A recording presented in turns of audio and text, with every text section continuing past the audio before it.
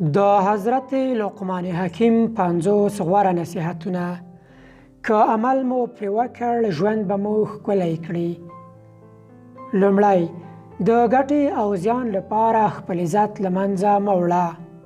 دوهم ملګري ته د راز خبره مه کوه، کیدای شي چې سبا ستا دښمن شي. دریم د خلکو هومره لحاظ کوه چې ځان خراب نه کړې. څلورم له جنګ او فتنې څخه په ډډه ګرځه. پنځم په مجلس کې له خلکو څخه مخکې مه ویده کیږئ. شپږم مړي پسې بد مه وایئ او بدې مه یادوئ ځکه چې ګټه نه لري. اووم د میلمه په وړاندې چاته غوسه مه کوه. اتم خلک د خلکو په وړاندې مه رسوا کوه. نهم بې ځایه وینا کوونکی او لوی خبرې کوونکی مه اوسه. لسم که چیرې د ژبې له زیان څخه ځان ژغورل غواړئ نو چپ اوسئ. یولسم چوپتیا او خاموشي خپله پانګه وګرځوئ. دولسم له بدذاته خلکو څخه د وفا تمه مه کوئ. دیارلسم چوپتیا خپل شعار جوړ کړه چې د ژبې له شر څخه خوندي شي. څوارلسم که تاسو له چا سره محبت نشئ کولی نو له هغه څخه نفرت هم مه کوئ. پنځلسم ما ادب له بېادبانو څخه زده کړ ځکه چې دوی به کوم ناوړه کار وکړ ما به له هغه څخه ځان ژغوره. شپاړسم په مجلس کې خپله ژبه په کنټرول کې وساتئ. ولسم په کوم حالت کې چې اوسئ پر هغه خوښ اوسه. اتلسم په هر چا بدګمانه کیږه مه، که نه نو په دنیا کې به هیڅ دوست او خواخوږی ونه مومې. نولسم په لمانځه کې د زړه، په مجلس کې د ژبې، په غوسې کې د لاس او په دسترخوان کې د ګېډې ساتنه کوئ. شلم د خلکو د هوساینې لپاره کوښښ وکړئ. له خلکو څخه ډارېږئ مه او په خپل منځ کې په مینې سره ژوند وکړئ. یویشتم هغه راز چې له دښمن څخه یې پټ ساتې دوست ته یې هم مه ښکاره کوئ ځکه کیدای شي چې دا دوست یو وخت ستا دښمن شي. دوهویشتم هر وخت خپل مرګ په یاد ولرئ. درویشتم ځوانمردي د ځان عادت وګرځوئ. څلرویشتم که چیرې خلک تا په هغه صفت موصوف کړي چې ته یې وړ نه مه مغروره کیږه ځکه چې د ناپوهانو په وینا هیڅکله هم له تږي څخه زر نه جوړیږي. پنځه دنیا د غلو مورچه ده، په دې کې په هوښیارۍ او پوهې سره ژوند کول پکار دي. شپږ مرګ داسې شی دی چې معلوم نه دی چې کله به راځي نو له وړاندې ورته تیاری نیول پکار دي. اووه له ستونزو څخه مه ویریږئ ځکه چې ستوري په تیاره کې ځلیږي. اته د لمر ختلو پر مهال مه ویده کیږئ ځکه چې د عبادت پر مهال ویده کیدل بدبختي ده. نهه د غوسې په حالت کې خپل لاس ساتنه کوئ. دېرشم که عزت غواړې تمه غوسه کړه له هغه څه چې د خلکو په لاس کې دي او په هغه څه چې د الله جل جلاله درکړي راضي اوسه.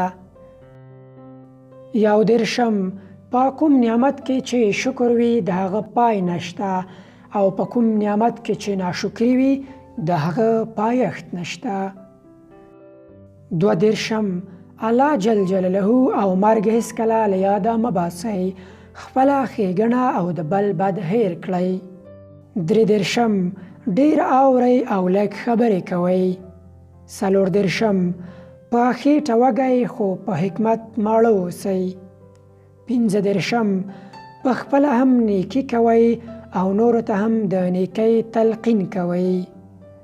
شپږدېرشم په هر مجلس کې چې د الله جل جلاله ذکر کیږي په هغه کې ګډون پکار دی او کوئ او له بدانو له ناستې څخه ځان لرې وساتئ.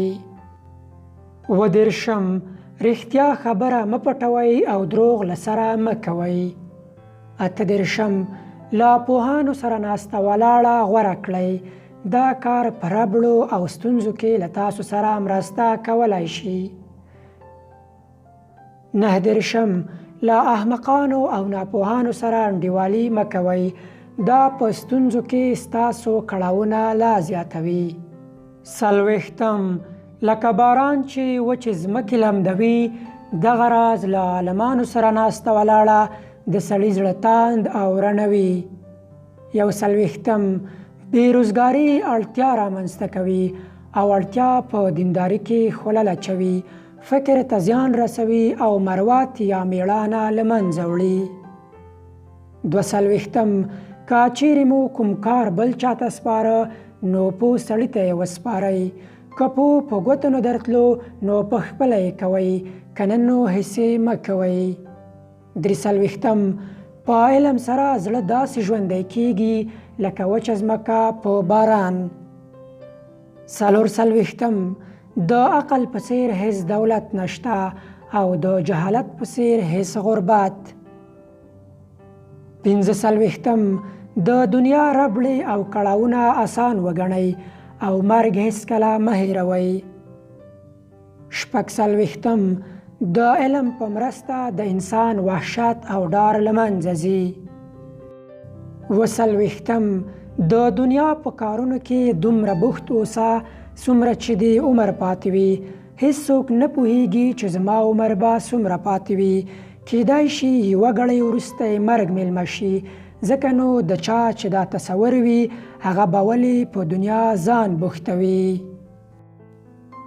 48 د الله جل جلاله عبادت د هغو اړتیاو په اندازه وکړه چې الله تعالی پورې تړلې وي. ژوند، مړینه، بیا ژوندي کېدل، وروستی حساب، جنت ته تلل او د همیشني ژوند ټولې اړتیاوې یوازې الله تعالی پورې تړلې دي.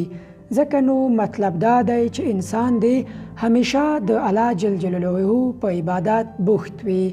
البته د الله جل جلاله له خوښۍ سره سم د دنیاوي اړتیاو له منځه وړلو لپاره کار کول هم په عبادت کې داخل دي.